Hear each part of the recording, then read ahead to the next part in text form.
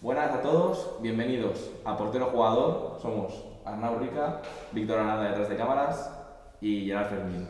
Y hoy saldremos de 5 con Antonio Navarro. Bienvenida a nuestro programa. ¿Qué tal? Buenas tardes. Encantado de estar aquí. Primero de todo, muchas gracias por asistir y a continuación Arnau Rica procederá a hacerte un par de preguntas, repasaremos tu trayectoria personal y hablaremos de otros temas de interés. Perfecto. Bueno, ¿quién es Antonio Navarro? Para ponernos en contexto. Antonio Navarro, te hago un resumen. Árbitro de Primera División, cuarta temporada en Primera, castellano y leonés de crecimiento y por motivos laborales pues en Barcelona. Así que... ¿Y cómo empiezas en el mundo del fútbol sala? Yo empiezo jugando en el equipo de mi colegio y por un tema de una operación quirúrgica en rodilla decido pasarme al arbitraje un año por probar, por sacarte un dinero extra y te engancha, te empieza a gustar y al final pasas de la primera temporada a la segunda, tercera y con esta es la 21ª ya. ¿De qué jugabas? Yo era cierre. ¿Lo hacías bien? Cierre. Bueno. No sé, se dice siempre que los árbitros son malos jugadores, ¿no? Pues no sé, pasaba desapercibido. ¿Y ese cambio de jugar a coger el silbato, eso a qué edad? Eso fueron a los 14 años, en 2003. Entonces serías un árbitro bastante joven, ¿no? Sí, era aproximadamente la edad media en la que solía iniciarse la gente ahí arbitrando en Castilla y León y pues de lo que te digo, desde los 14 años pues en adelante pasan muchas cosas y sobre todo cambia mucho tu perfil de arbitraje. Vas aprendiendo y vas formándote. ¿Y en casa cómo fue el proceso de contar a tu familia, quiero ser árbitro, me gusta arbitrar? ¿Cómo lo viviste? Con absoluta normalidad, ¿no? sin mayor problema.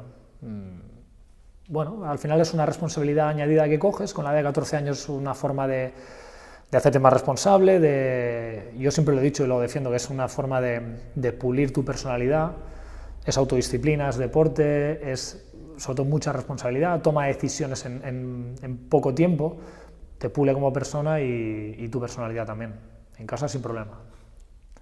Bueno, y al final, claro, tú empiezas y ¿cómo es tu evolución como árbitro?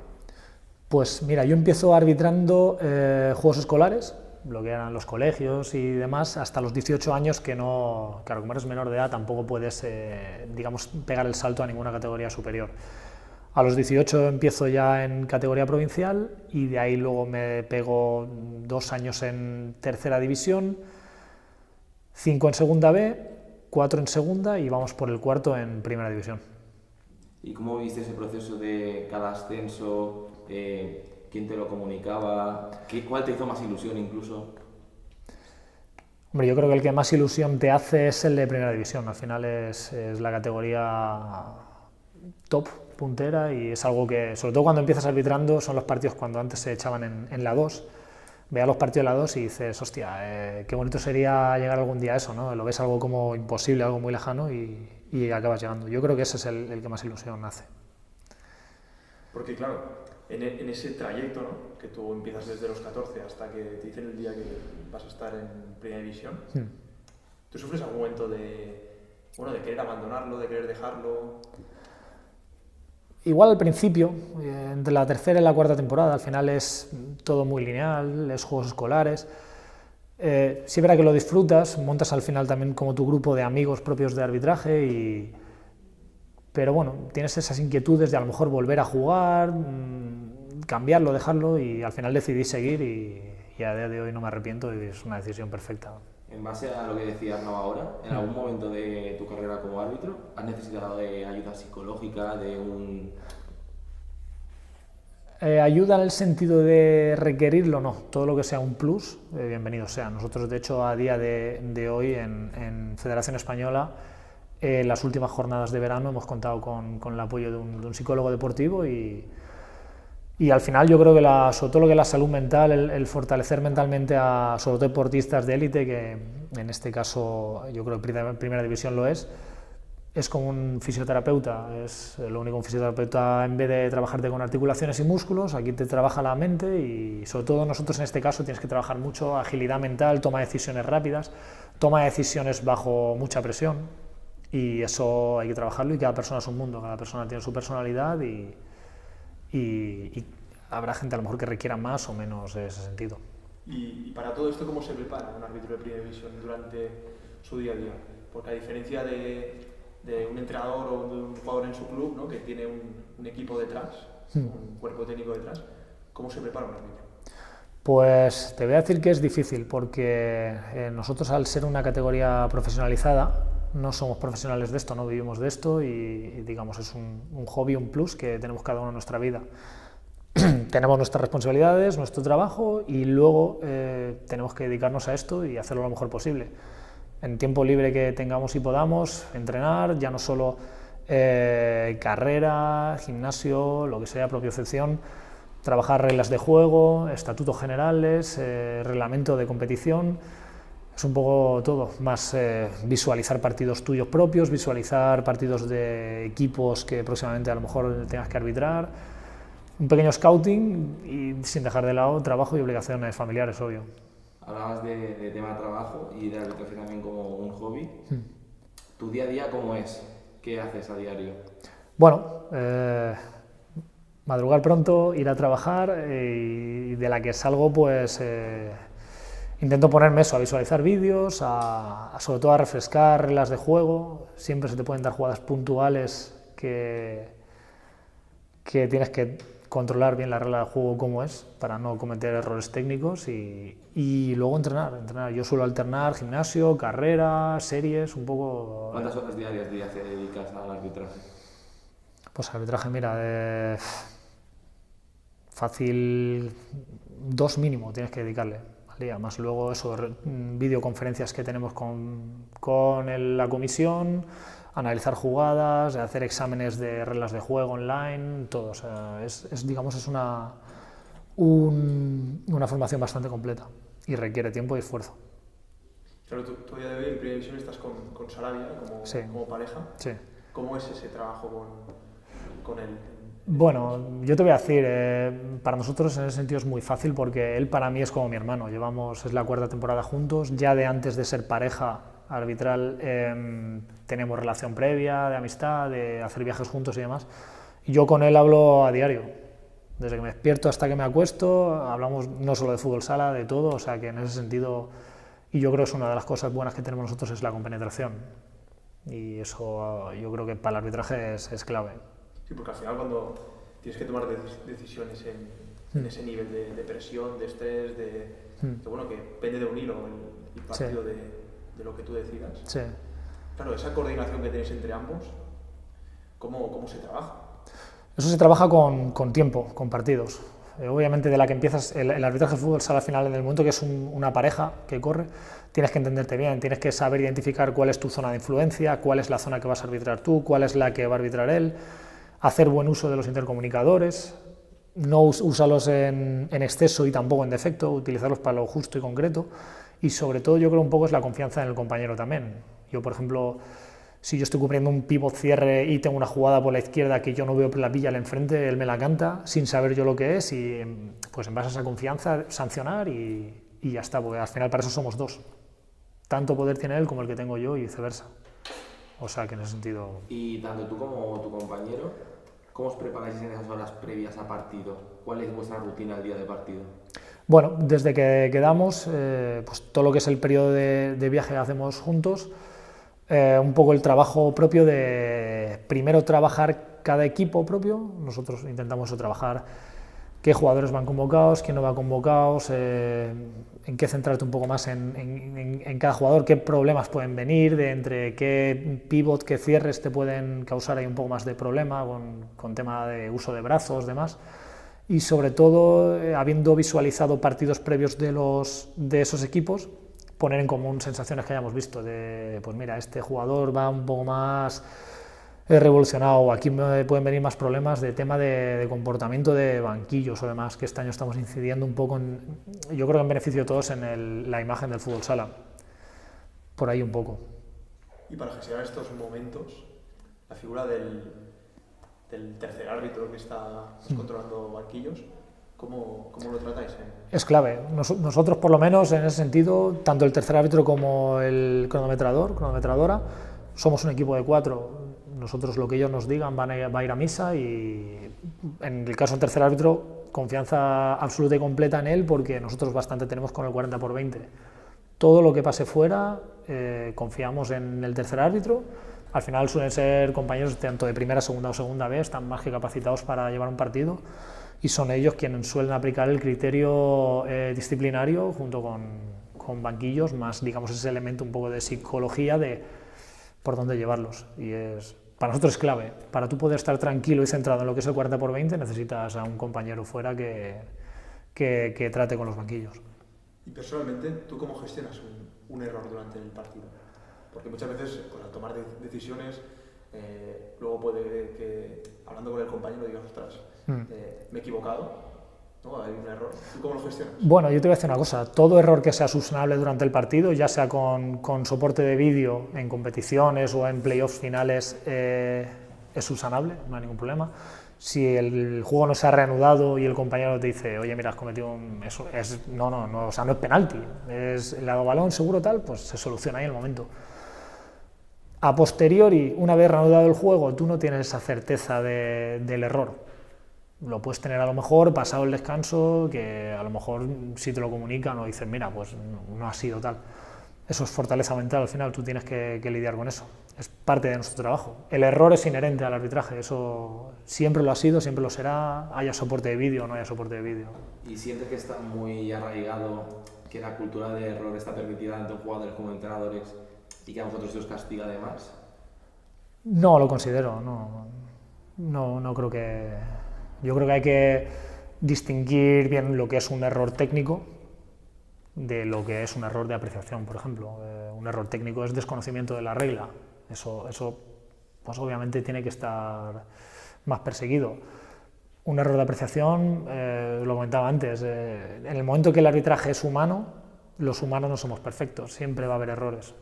Puede haber más, puede haber menos, pero errores de apreciación nunca van a ser con maldad. O sea que... Sí, pero al final, claro, cuando hay dudas en alguna situación puntual que normalmente no pasa, y en el caso de que te equivoques o te hayas equivocado en alguna ocasión, eso te va persiguiendo. O puede ser que te persiga esa situación. Bueno, ahí radica también un poco la fortaleza mental de cada uno. Tú tienes que ser consciente de que te puedes haber equivocado, pero eso no te puede influenciar en lo que es tu arbitraje. En el momento que te influencia, estás condicionando tus decisiones. Errores se pueden cometer y ya está, pero en ese mismo partido ni en los siguientes te pueden influenciar para nada. Aprender simplemente en la visualización del postpartido del vídeo, aprender e intentar corregir el origen de ese error, que ha sido un mal posicionamiento, ha sido estar mirando a un sitio que no debía cuando a lo mejor el foco del problema era otro. Para eso se implementó desde el año pasado en la comisión nuestra una herramienta que es el autoanálisis. Es, digamos, como una página normalizada en la que tú tienes que autovalorarte a ti mismo. Tras visualizar el partido, tú señalas en qué minutos pues sancionas disciplinariamente cosas, hay jugadas puntuales, jugadas de área, jugadas que tal, y tú tienes que valorarte con honestidad, una vez visualizado el partido, hostia, ¿he acertado? ¿No he acertado? ¿Cuál es el origen del posible error? ¿Por qué he fallado? Pues a lo mejor eso, por no llegar a tiempo en carrera o por estar mirando al balón cuando el pívot estaba con el cierre y le ha dado un codazo. Es trabajarlo y aún así nunca alcanzaremos la perfección. O sea que... ¿Y qué feedback os dan una vez vosotros realizáis este autoanálisis? Bueno, una vez nosotros lo hacemos, hay un miembro de la comisión técnica que visualiza igualmente el partido y existe un posterior feedback por teléfono. A lo mejor para aclarar dudas, oye, mira, yo aquí veo que me dices esto, yo aquí esto lo veo así, esto, ¿tú cómo lo ves? Al final trabajamos conjuntamente, tanto comisión como árbitros, y es un trabajo que va de la mano. Y luego, siguiendo con los errores, ¿te has encontrado alguna vez con una situación, ya sea con un jugador, entrenador, que después de un partido te ha recriminado en exceso algún error, o incluso tú irte a casa pensando, ostras, pues un poco lo que decíamos antes, el tema de comerte la cabeza con ese error? ¿Te ha pasado muchas situaciones desagradables con errores? A ver, comerte la cabeza, quien peor lo pasa cuando cometes un error eres tú mismo. Obviamente influye en el equipo al que perjudicas con un error, pero quien peor lo pasa eres tú. Obviamente yo quiero hacer lo mejor posible mi trabajo, ya sea en mi vida laboral como en el arbitraje. Confundirte en una decisión, a mí me jode y te puede llevar varios días el sobrellevar ese error. Intentar aprender, pero tomada la decisión, ahí no puedes corregirla y eso, pues bueno, hay que superarlo, eso es una lucha interna de cada uno.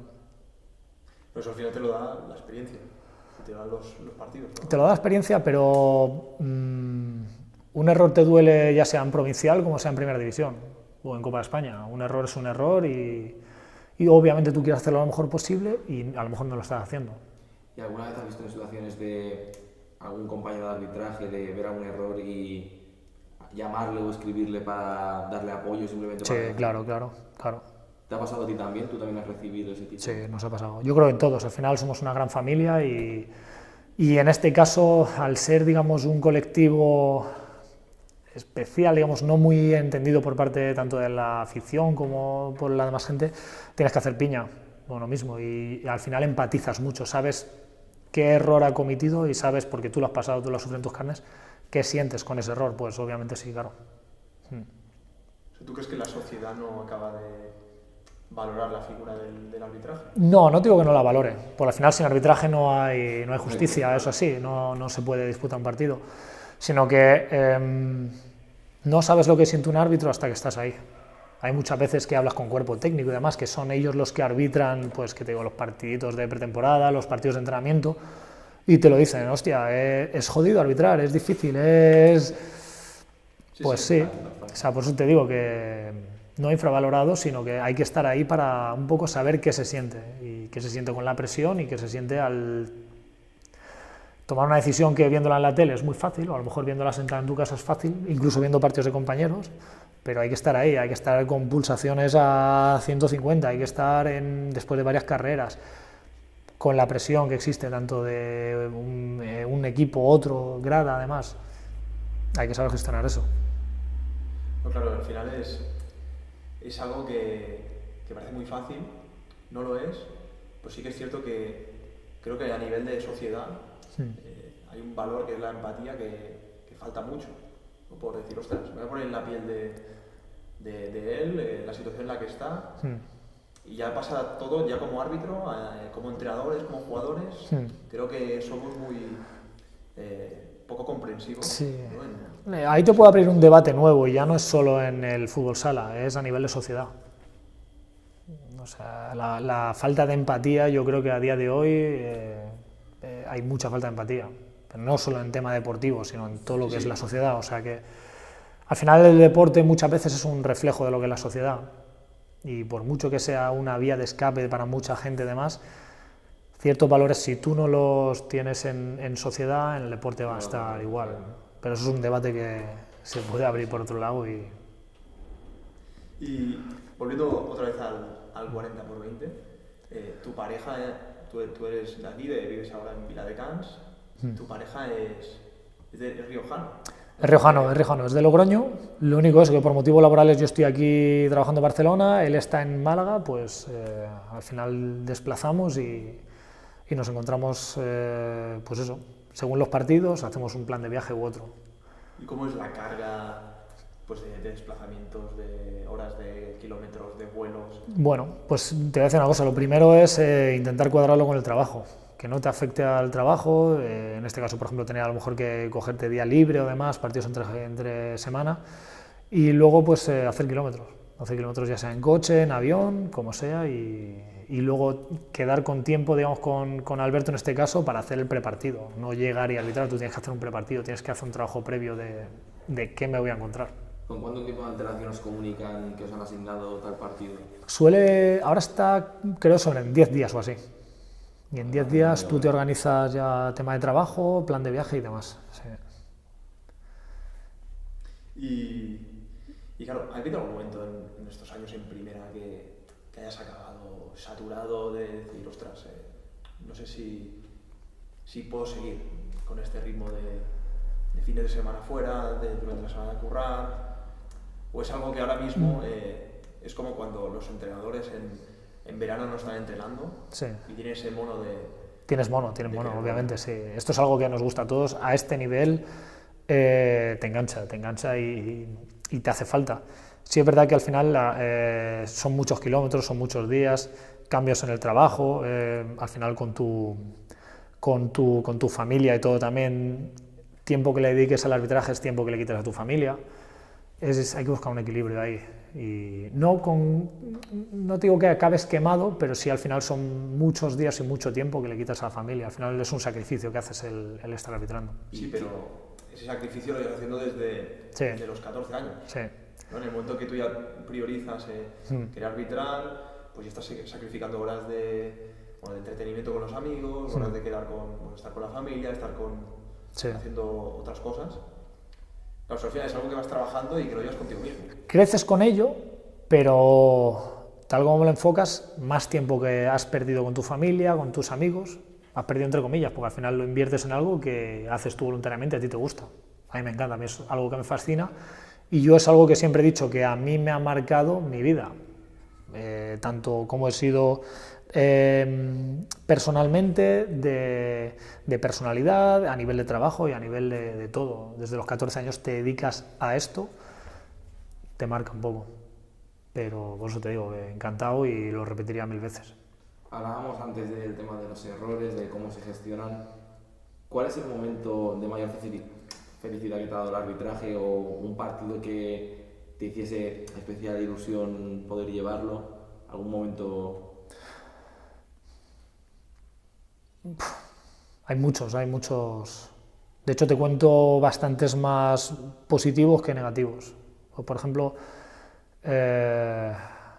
nos hizo mucha ilusión la primera convocatoria para Copa de España, el primer partido que arbitras en Copa de España, la primera final que arbitramos juntos también, el debut en Primera División. Hay muchas fechas señaladas que al final cada una es especial por una cosa u otra y no te sabría decir una concreta, porque al final cada una es especial en lo suyo e incluso un partido que aparentemente no tiene nada, te sale muy buen partido tal y al final te queda en memoria. Satisfacción. Totalmente. Y hablabas también del tema de gestión de esos momentos complicados y demás, pero si realmente te gusta, ¿qué es lo que te hace seguir adelante? ¿Qué es lo que te motiva para seguir pitando? ¿Por qué te gusta tanto? Porque te gusta el fútbol sala. Te gusta el fútbol sala. Yo estoy, por ejemplo, lo que te digo, encantado con Alberto. Y al final formas parte de lo que es la Primera División de fútbol sala. Estás ahí, es una forma de hacer deporte, de tener objetivos a corto plazo, que es este partido, este otro, tal, y seguir creciendo deportivamente. Tú llegas a una categoría, no llegas sabiendo dominar esa categoría, obviamente es un proceso de hacerte, de aprendizaje y hasta el día que nos jubilemos seguiremos aprendiendo y puliendo la forma de arbitrar. O sea, que es un poco ese sentimiento del querer ir avanzando poco a poco. ¿Y cuál sería el siguiente paso? ¿Has tirado algún partido internacional? Internacionales no, pero aquí los pasos siguen siendo pequeños pasos.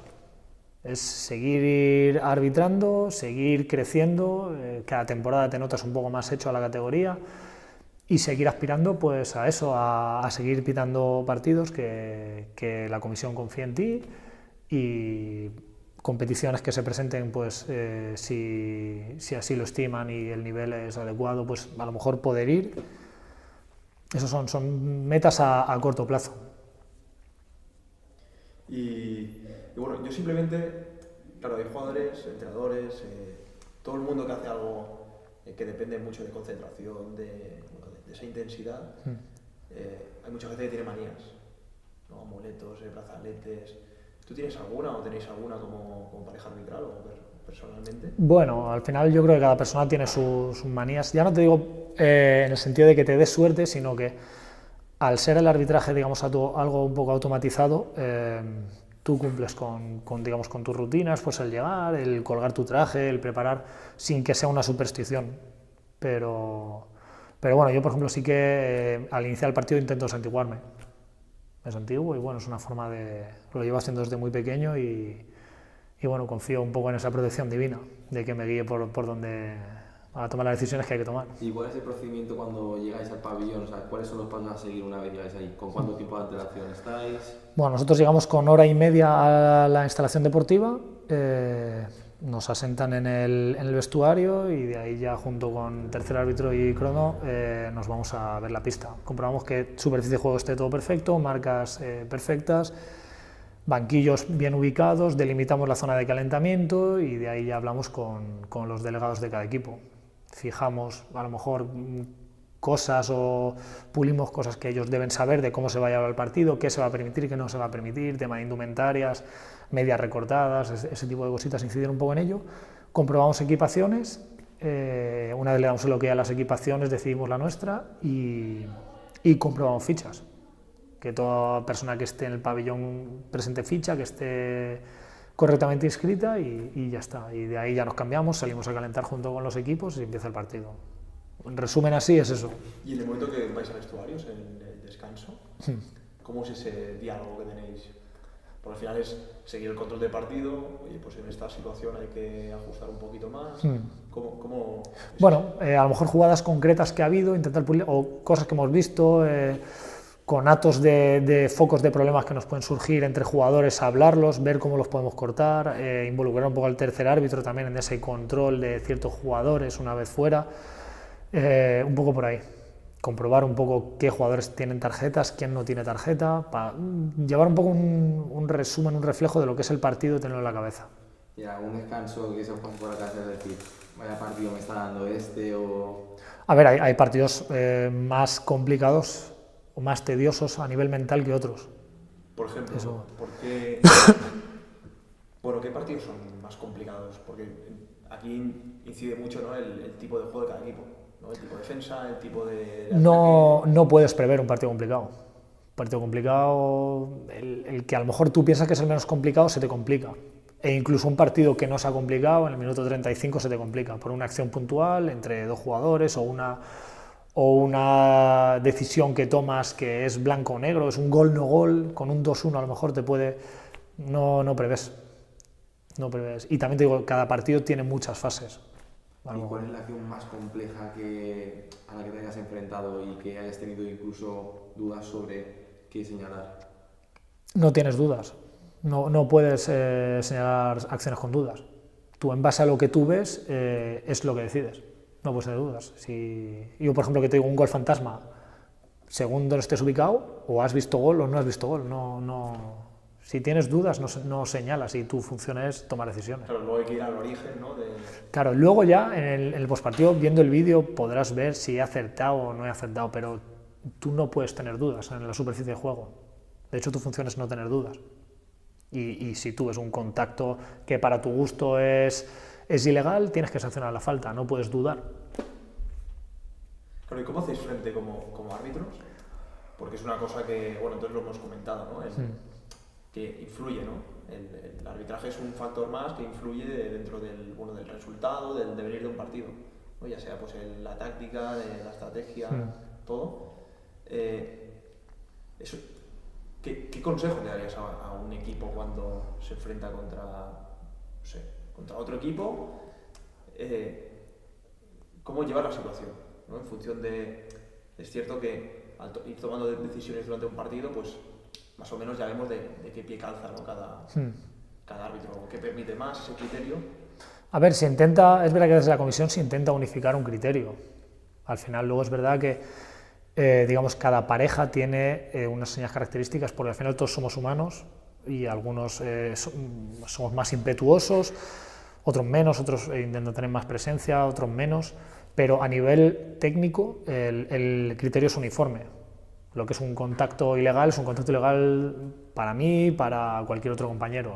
Lo que es una mano sancionable con tiro libre directo es sancionable para mí y para todos. Otra cosa luego ya es el manejo de partido, pero eso, digamos, no hay una norma escrita. Cada uno estima lo que es más o menos correcto para llevar un partido. Hablabas de seguridad, presencia.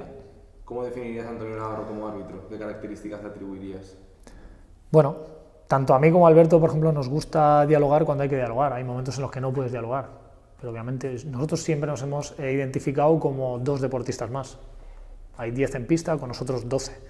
Somos gente que trabajamos para hacerlo lo mejor posible, que entrenamos para estar bien físicamente y que al final queremos, obviamente, hacer las cosas bien. Pues obviamente con diálogo, con un trato normal con los jugadores y sobre todo pues intentamos tener presencia. Intentar presencia y que eso sea un poco lo que te ayuda a llevar el partido por un lado o por otro.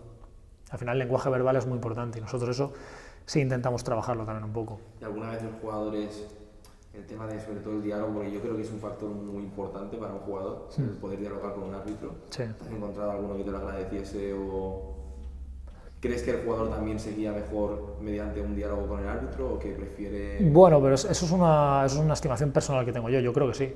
Yo creo que el sentirte de tú a tú al mismo nivel, que al final es lo que somos, la única diferencia es que al final nosotros la decisión que tomamos es la que va a valer, para eso somos árbitros y esa es la definición de arbitraje.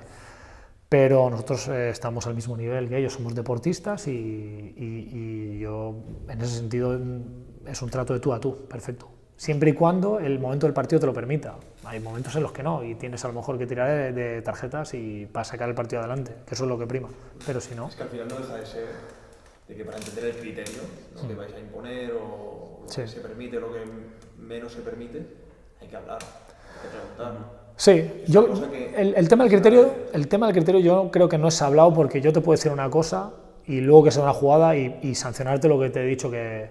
Yo creo que el criterio se ve y más ya si llevamos varias temporadas con los mismos jugadores, ellos ya conocen cuál es nuestro criterio de contactos, de brazos y demás.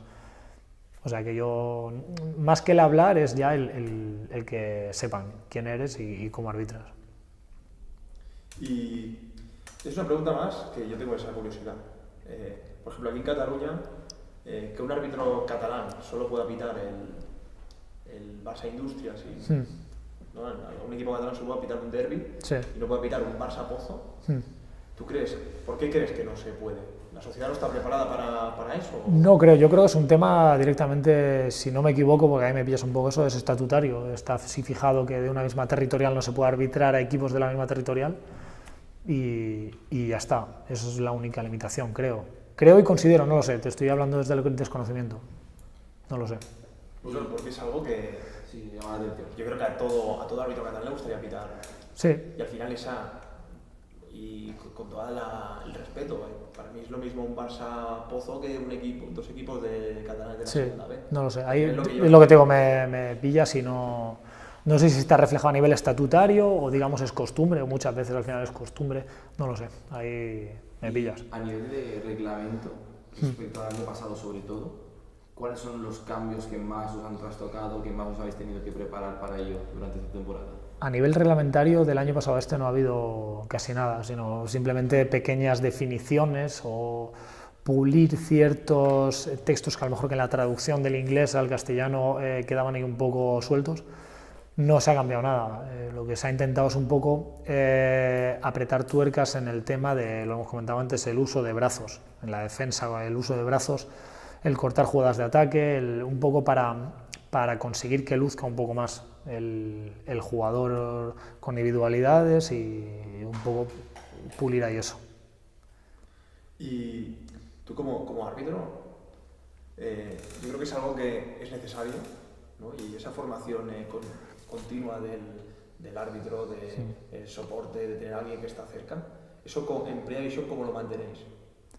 ¿Qué soporte? Como tener un soporte psicológico, un soporte que constantemente te dé ese feedback, ¿no? Aparte de esa llamada, que te pase alguna situación. Sí que es cierto que aquí, con claro, es otro nivel, ¿no? Pero con el arbitraje de base sí que constantemente van como a clase, hay una formación continua. Eso a nivel de Primera División, ¿cómo es hoy en día? Bueno, nosotros tenemos mensualmente tenemos una reunión, una videoconferencia junto con la comisión en la que se analizan jugadas que ellos estiman que son dignas de analizar o de unificar criterios y si no, a los miembros de la comisión los tenemos continuamente a nuestra disposición para cualquier inquietud, hablarla con ellos o poder apoyarnos en ellos para progresar y para seguir avanzando. ¿Y tú has participado como formador? Sí, yo cuando estuve en Salamanca estuve como formador de los árbitros, los chavales nuevos que entraban y es otra dimensión que a mí sí me gustó porque aparte de empaparles bien lo que son las reglas de juego, pues puedes ayudarles con experiencias tuyas o con trucos tuyos para conllevar mejor la presión o poder, hacer un estilo de arbitraje que a ellos les guste. Una vez físicamente ya no puedas arbitrar, ¿es una función que te gustaría cumplir? ¿Qué tipo de formaciones?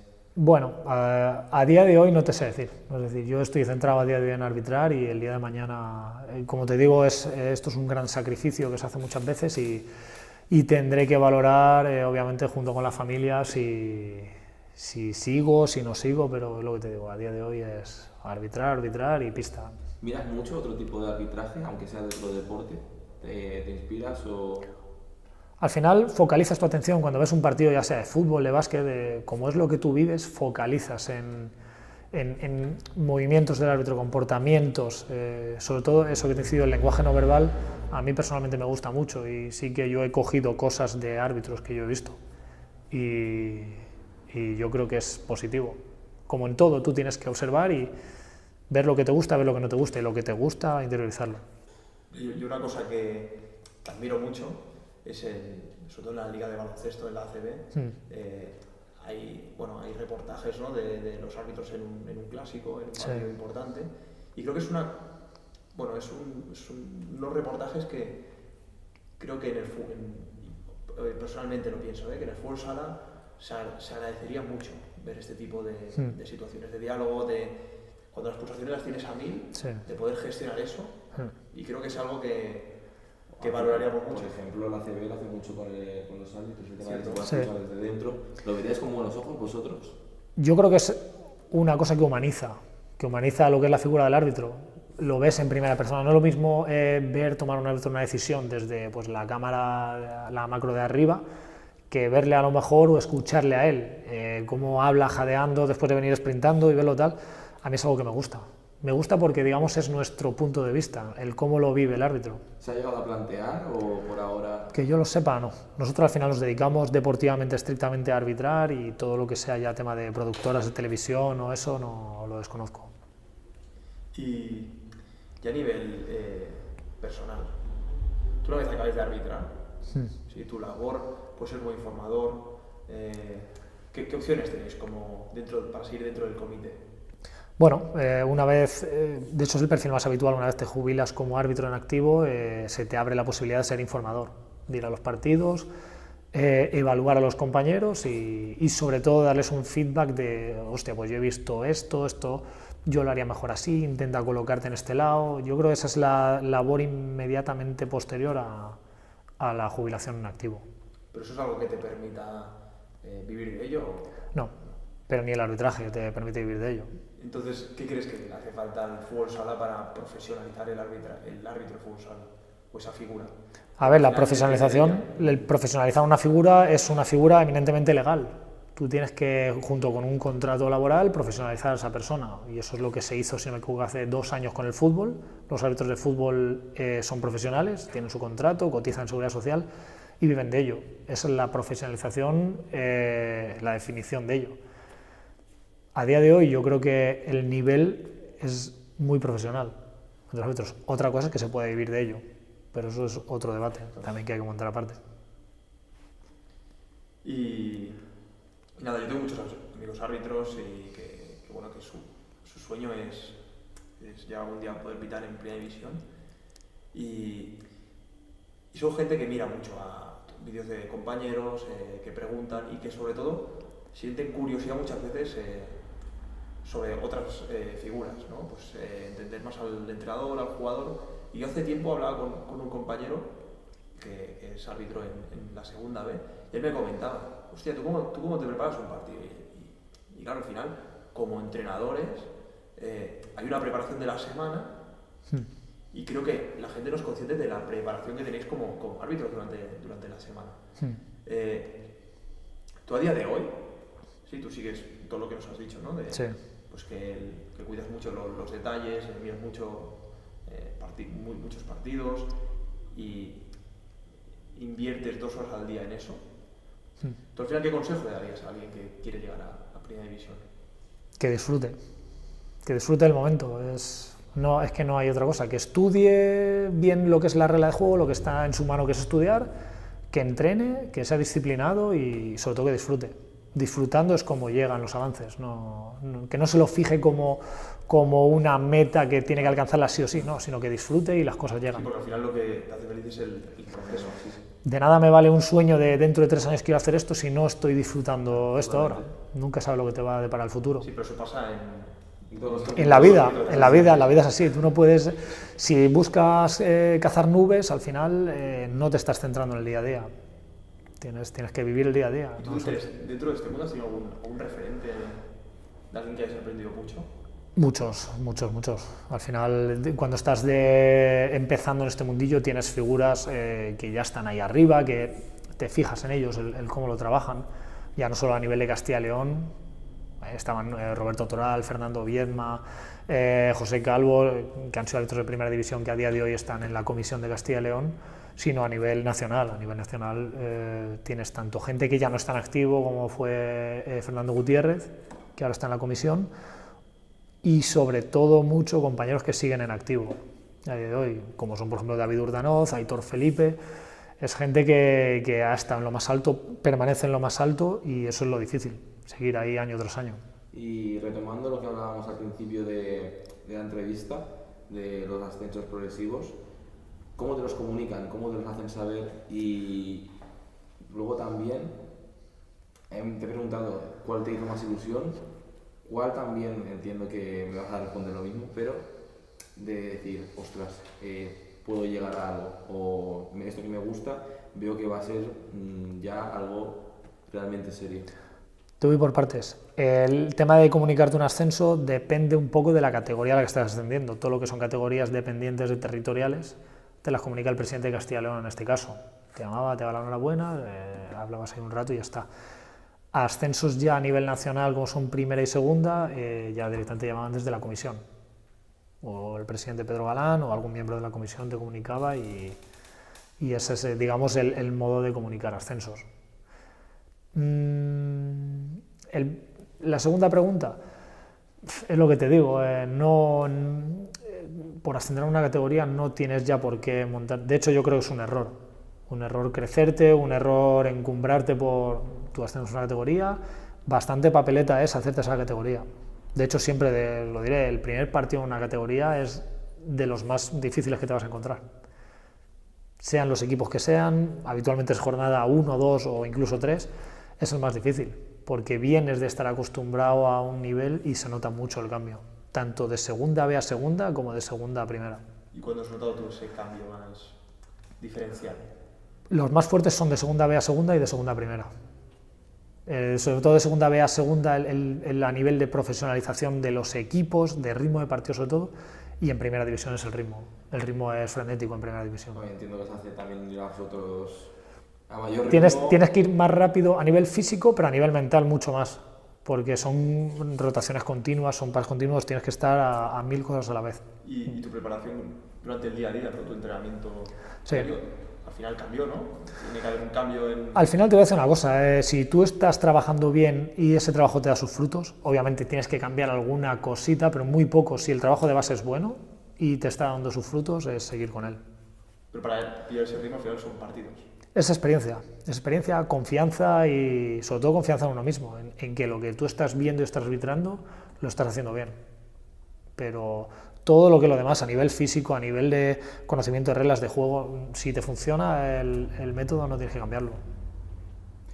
Y ya preguntarte por acciones en concreto, hace no mucho se pudo ver una acción en el partido de Iglesia Santa Coloma contra Córdoba, del desplazamiento de la portería y demás. Ese tipo de situaciones, ¿cómo las gestionáis a nivel interno los dos árbitros en ese momento? Bueno, en ese caso, por ejemplo, que es una jugada que es rara, entre comillas, por así decirlo, nosotros no tenemos prisa, nos reunimos, le hablamos, ¿tú qué has visto? Yo he visto esto tal, yo he visto esto también. ¿Lo consideramos intencionado? Sí. Para mí es intencionado, pues ya está.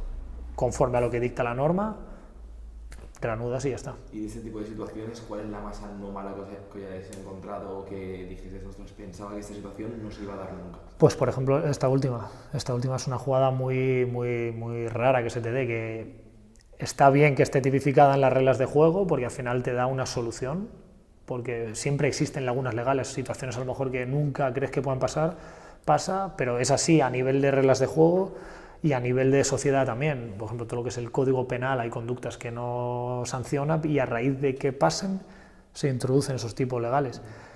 Pues aquí igual, y yo creo que es esa un poco la más rara, que ves que dices, esto como está aquí si nunca va a pasar, y te pasa. ¿Y os piden mucho feedback a vosotros para ir actualizando esa información y que poco a poco hayan menos vacíos? No feedback a los árbitros, pero se ve, al final tú ves en los partidos y los partidos se ve. Y es verdad que las reglas de juego son muy completas, ahí yo creo que me costaría sacarte una laguna legal, pero bueno, pero a lo mejor por la forma de redacción te puede dejar duda esa laguna. Y eso simplemente es en la próxima edición de la temporada siguiente, meterle pues lo que hemos hablado, una coletilla o una traducción mejor hecha en inglés y... El dicho, echa la ley, echa la trampa, ¿no? Sí, efectivamente, es que es así. Lo que no te sanciona las reglas de juego, pues está permitido. Siempre y cuando no atente contra el espíritu del futsal, que esa es la norma suprema de todo. Y bueno, yo simplemente como entrenador, yo alguna vez he agradecido, ¿no?, el hecho de poder hablar después de un partido con un árbitro. ¿Eso lo hacéis después de sacar un partido cuando ya la situación está un poquito más en frío? ¿Eso lo hacéis, el hablar con jugadores? Sí, claro. Sí. Yo lo que te digo, dentro de la superficie de juego tú tienes un rol que es el que es, y fuera con absoluta normalidad puedes hablar, o incluso en un partido venidero de decir, hostia, pues es que esta jugada que nos pitaste tal. Y sobre todo, y yo lo hablo mucho también con los chavales que están empezando ahora, no tengáis miedo a pedir disculpas, o incluso en un propio partido, no tengas miedo. Hay errores a veces que cometes, pues qué te digo, a lo mejor el sancionar una falta y que el balón entre a gol justo después, o no dar una ventaja cuando un tío se va solo, pues ya está, pues pides disculpas y no te queda otra. Es más, yo creo que se valora al final. Sí, porque no deja de ser humano. A ver, al final te permite conocer gente. Es importante ser honesto y ser humilde. Y yo, si me he equivocado, yo soy el primero que a quien he perjudicado le voy a pedir disculpas. Oye, mira, tío, pues lo siento. Yo pensaba que era esto, pero ya lo he visto en vídeo y no era. No voy a hacer otra cosa, te pido disculpas. Pero sí, yo creo que es sano, y sobre todo el interactuar entre cuerpo técnico, jugadores, arbitraje. Somos al final la familia del fútbol sala, tenemos que estar entre nosotros, obviamente cada uno con sus objetivos individuales, colectivos, pero yo creo que es positivo. Y hablando un poco de una visión un poco más global del fútbol sala incluso, ¿qué elementos o qué crees que se debería trabajar para mejorar y que quizás fuese un deporte mucho más global? Es que si te lo dijera tendríamos la solución. Yo creo que llevamos muchos años en la tesitura. Sí, es difícil porque es verdad que llevamos muchos años intentando que el fútbol sala pegue ese salto, no acaba de darlo y no sé, yo ojalá tuviera la solución, pero bueno, hay también gente que toma decisiones, que tiene más potestad para tomarlas y nosotros bastante tenemos con lo nuestro. ¿Consideras que las condiciones son mejor que cuando empezaste a pitar ya pues en segunda B, segunda? ¿Crees que se ha ido mejor? Sí, mucho más. Se ha ido mejorando mucho, sobre todo estos últimos años. También la implementación del soporte de vídeo es una herramienta muy útil para nosotros. Sobre todo esa tranquilidad que te da de... Tú arbitras como cualquier otro partido, pero sabes que un error grave y manifiesto te lo va a corregir el soporte de vídeo. Pero esto solo es en partidos puntuales durante el año. Sí. ¿Qué falta para que sea durante cada fin de semana? Yo creo que sobre todo una inyección económica. No sé muy bien quién tiene que hacer esa inyección, si clubes, si la federación, pero al final es un dinero y yo entiendo que el dinero no crece en los árboles y hay que valorar. Pero a la vista está que en las competiciones en las que se ha implementado es algo positivo, muy positivo de hecho. Es que te evitas situaciones muy desagradables, sobre todo para nosotros, de decir, joder, he cometido un error que es clarísimo, que lo ha visto todo el mundo, menos quien tiene que verlo, lo puedes corregir con el soporte de vídeo. Ya para ir enfocando el final de la entrevista y hablando del videoarbitraje, ¿qué elementos más crees que serían beneficiosos o os pondrían la vida mucho más fácil a vosotros, aparte del videoarbitraje? Yo creo que no mucho más. Lo que necesitamos lo tenemos y ya está. Y luego es trabajo individual, de pareja, desde la comisión, el trabajar todos juntos en la misma dirección, y yo creo que la única herramienta que es una red de salvamento es el soporte de vídeo y eso está ahí. Yo creo que poco más. Y hablábamos de los objetivos a largo plazo, de disfrutar del camino, pero siendo ambicioso, ¿qué objetivos o qué te gustaría alcanzar dentro de 5 años? De momento seguir donde estamos, seguir con Alberto, sobre todo seguir disfrutando de donde estamos y del día a día de los partidos, no hay mucho más. Se abre luego ahí la ventana de la internacionalidad, pero no es algo que... ¿Te obsesiones? No que me obsesione, sino que no me quita tiempo de mi vida. No me quita tiempo de mi vida porque mi día a día es esto. Que llega, bienvenido sea. Yo desde pequeño siempre hemos trabajado para ir superándonos y para ir alcanzando metas, pero a día es esto. Ahora viene Supercopa de España, viene Copa de España, viene Copa del Rey, viene en playoff y al final es mantener un poco el nivel para intentar estar ahí y que confíen y que cuenten contigo. ¿Y a corto plazo, algo que te haga especial ilusión o un objetivo que tengas marcado, incluso a nivel vital? La verdad es que de momento seguir teniendo salud y disfrutar, ¿no? ¿Lesiones? ¿Has sufrido muchas? Sí, sí. No más, bueno, sobre todo con entrenamientos al final tú tienes que entrenar fuerte para llegar, pues nada grave, pero sí que al final roturas musculares tienes muchas, sobre todo en temporada de invierno y a nivel de articulaciones. Pero ¿Esta preparación te la lleva a cabo un entrenador personal? Tenemos un preparador físico a nivel de Federación Española que te facilita un planning semanal a lo largo de la temporada y luego cada uno, yo conociendo mi cuerpo como lo conozco o sobre todo fijándote como fecha X el día de partido, yo sé la carga de entrenamiento que le tengo que meter o qué tipo de entrenamientos, de series, de fuerza, de potencia le tengo que meter. Eso ya es un poco cada uno, es lo que te digo, dentro de los profesionales que somos dentro del fútbol sala, cada uno tiene un poco que medirse su plan de entrenamiento. Sí, plan de entrenamiento, de nutrición, ¿no?